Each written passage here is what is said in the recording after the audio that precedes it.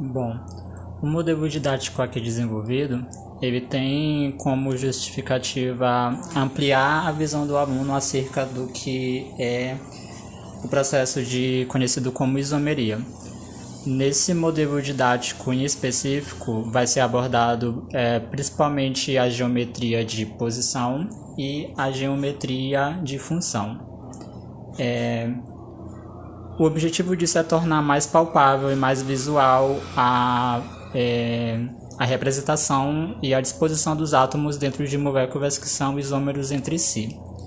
E os materiais que foram utilizados para confeccionar esse modelo foram materiais relativamente simples e de fácil acesso, que se constituiu basicamente em massas de modelar de diferentes cores e alguns palitos de churrasco. Bom, o modelo foi construído primeiro utilizando a massa de modelar, que foi previamente transformado em pequenas bolas, que dentro do modelo representa os átomos. Já os palitos, eles representam as ligações que esses átomos fazem para formar as moléculas do composto. Bom, começando a explicação e a inserção desse modelo didático dentro da sala de aula, primeiro a gente dispôs e montou a molécula, e através disso a gente vai começar as explicações do que são esse modelo quer representar. Bom, primeiramente a gente tem que ter uma ideia sobre o que são isômeros, e com certeza isso deve ser abordado em aulas anteriores, já que a principal função desse modelo é fazer com que o aprendizado seja mais concreto, ou seja, quando o aluno ele chega a visualizar e estudar esse modelo apresentado por um professor, esse aluno em si ele já deve estar previamente familiarizado com o tema. Bom, mas sempre é bom revisar, e a revisão diz o seguinte, que os isômeros em si, a principal característica e a geral característica entre todos eles é que eles apresentam a mesma fórmula molecular, mas quando a gente visualiza essas moléculas espacialmente, a gente vê algumas diferenças que podem ir desde a posição dos átomos na cadeia até a sua visualização através de um espelho. Aqui, mais especificamente, a gente vai trabalhar mais com a geometria planar. Bom, aqui nesse modelo que foi montado é possível ver uma molécula que tem uma fórmula molecular de C3H8O, ou seja, 3 átomos de carbono, 8 átomos de hidrogênio e 1 átomo de oxigênio. Primeiramente, a gente visualiza, e pela disposição que esses átomos estão nessa molécula, que se trata de uma molécula de propanol. O propanol ele é um álcool, no caso um álcool primário, que apresenta pontos de ebulição de 97,1 graus Celsius e possui densidade de 0,8 gramas por ml. Bom, a gente vai ver que não vai ser tirado nem adicionado nenhum átomo dentro dessa molécula, e a gente pode meio que brincar e montar outras com diferentes propriedades. Por exemplo, bem aqui, se for retirado esse grupo bem aqui, conhecido como hidroxila, eu posso colocar ele nesse segundo carbono. E quando eu coloco ele nesse segundo carbono e disponho ele preenchendo os outros carbonos com seus devidos hidrogênios, a gente não tem mais a molécula de propanol. Essa molécula ela se transforma em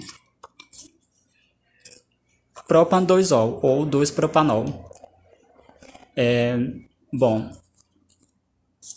é sabido que aqui permaneceu a função álcool, mas algumas mudanças foram percebidas. O ponto de ebulição muda, já como anteriormente era um ponto de ebulição maior, de aproximadamente 97 graus Celsius, e foi para um ponto de ebulição de 82,3 graus Celsius. A densidade não houve grandes alterações.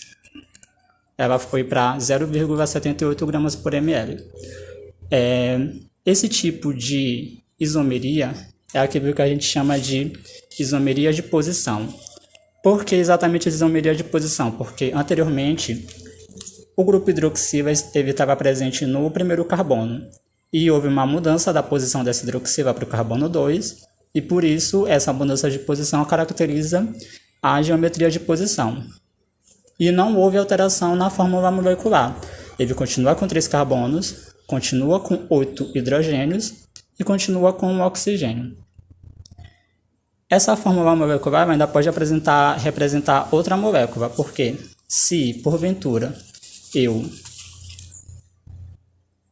mudar a posição e sumir com essa hidroxila, deixando apenas o oxigênio e ligar esse oxigênio a esse carbono e deixar ele ligado a um outro carbono, preenchendo os octetos dos demais carbonos, eu tenho uma nova molécula. Essa molécula ela é o metoxietano. O metoxietano ele já não é mais uma função álcool, ele é uma função éter, que apresenta um ponto de ebulição bem menor do que os demais que foram apresentados anteriormente, com ponto de ebulição de 7,4 graus Celsius e uma densidade de 0,72 gramas por ml. Bom, houve mudança na função orgânica e houve mudança nas propriedades físicas da molécula, mas a fórmula molecular continua sendo a mesma. Olha só, continua com 3 carbonos, continua com os 8 hidrogênios e continua com o oxigênio. Esse tipo de isomeria é chamado de isomeria de função. Por quê? Se anteriormente eu tinha uma função álcool, que é caracterizado pela presença do grupo hidroxila ligado a um carbono sp3, agora eu não tenho isso. Agora eu tenho um heteroátomo, que é o oxigênio, que está entre 2 carbonos, que caracteriza a função éter.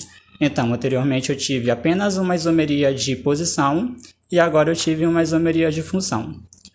Bom, esse modelo didático ele é bem simples, relativamente fácil de se fazer e ele é bem funcional para explicar todo esse processo.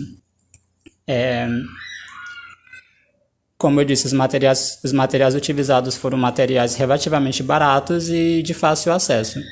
E ele apresenta algumas poucas limitações. Claro que isso daqui pode ser ampliado para outras moléculas, porque existem N moléculas que são isômeros entre si, mas para o objetivo de um vídeo, explicando o modelo e aplicando ele a um determinado conteúdo, ele é bem funcional para esse tipo de interação. Bom, como eu disse, ele é um modelo que é relativamente barato e altamente eficiente para explicar esse processo limitado a esse tipo de isomeria. Porém, ele apresenta algumas poucas limitações.